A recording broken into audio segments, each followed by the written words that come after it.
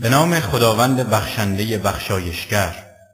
قیامت نزدیک شد و ماه از هم شکافت و هرگاه نشانه و معجزه ای را ببینند روی گردانده میگویند این سحری است مستمر. آنها آیات خدا را تکذیب کردند و از هوای نفسشان پیروی نمودند و هر امری قرارگاهی دارد. به اندازه کافی برای بازداشتن از بدیها اخبار انبیا و امتهای پیشین به آنان رسیده است. این آیات حکمت بالغه الهی است، اما انذارها برای افراد لجوج فایده نمی‌دهد. بنابراین از آنها روی بگردان و روزی را به یاد آور که دعوت کننده الهی مردم را به امر وحشتناکی دعوت می‌کند، دعوت به حساب اعمال.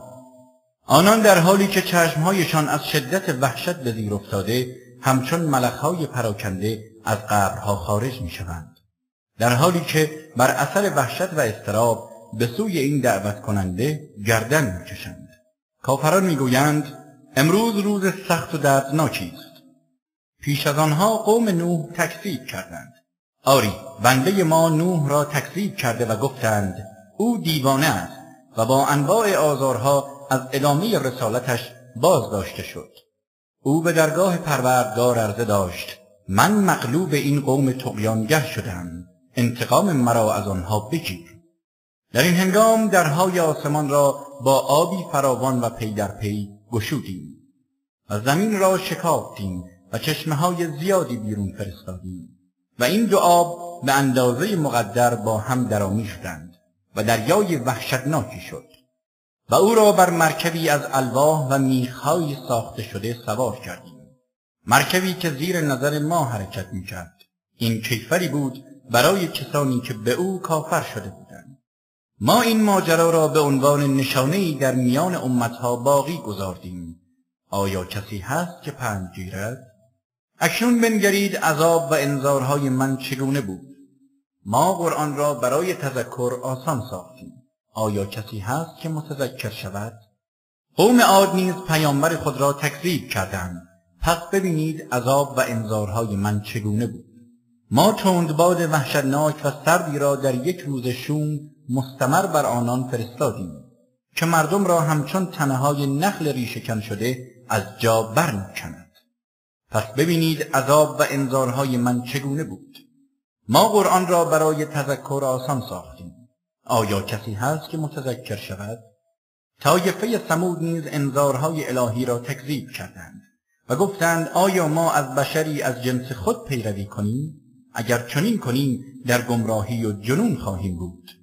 آیا از میان ما تنها بر او وحی نازل شده؟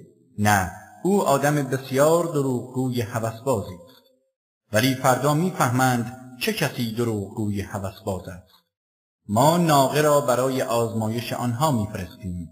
در انتظار پایان کار آنان باش و صبر کن و به آنها خبر ده که آب قریه باید در میانشان تقسیم شود. یک روز سهم ناقه و یک روز برای آنها و هر یک در نوبت خود باید حاضر شوند. آنها یکی از یاران خود را صدا زدند. او به سراغ این کار آمد و ناقه را پی کرد. پس بنگرید عذاب و انذارهای من چگونه بود. ما فقط یک صیحه صاعقه عظیم بر آنها فرستادیم و به دنبال آن همگی به صورت گیاه خشکی در آمدند که صاحب چهارپایان در آغل جمع‌آوری می‌کند.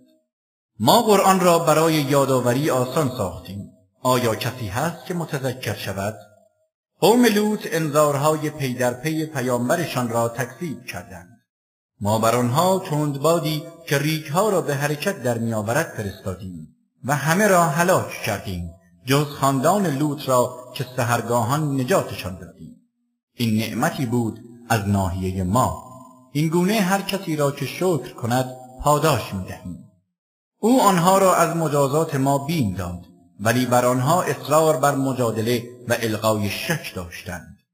آنها از لوط خواستند میهمانانش را در اختیارشان بگذارد، ولی ما چشمانشان را نابینا و محو کردیم و گفتیم بچشید عذاب و انذارهای مرا. سرانجام صبحگاهان و در اول روز عذابی پایدار و ثابت به سراغشان آمد و گفتیم پس بچشید عذاب و انذارهای مرا. ما قرآن را برای یادآوری آسان ساختیم. آیا کسی هست که متذکر شود؟ و همچنین انذارها و هشدارها یکی پس از دیگری به سراغ آل فرعون آمد، اما آنها همه آیات ما را تکذیب کردند و ما آنها را گرفتیم و مجازات کردیم، گرفتن شخصی قدرتمند و توانا. آیا کفار شما بهتر از آنانند یا برای شما امان‌نامه‌ای در کتب آسمانی نازل شده است؟ یا میگویند ما جماعتی متحد و نیرومند و پیروزیم، ولی بدانند که به زودی جمعشان شکست می‌خورد و پا به فرار می‌گذارند. علاوه بر این رستاخیز موعد آنهاست و مجازات قیامت هولناکتر و تلختر است.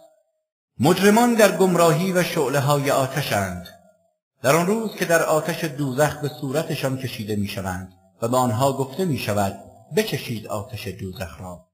البته ما هر چیز را به اندازه آفریدیم و فرمان ما یک امر بیش نیست، همچون یک چشم مرهم زدن. ما کسانی را که در گذشته شبیه شما بودند هلاک کردیم. آیا کسی هست که پند گیرد؟ و هر کاری را انجام دادند در نامه‌های اعمالشان ثبت است و هر کار کوچک و بزرگی نوشته شده است. یقینا پرهیزگاران در باغها و نهرهای بهشتی جای دارند، در جایگاه صدق نزد خداوند مالک مقتدر.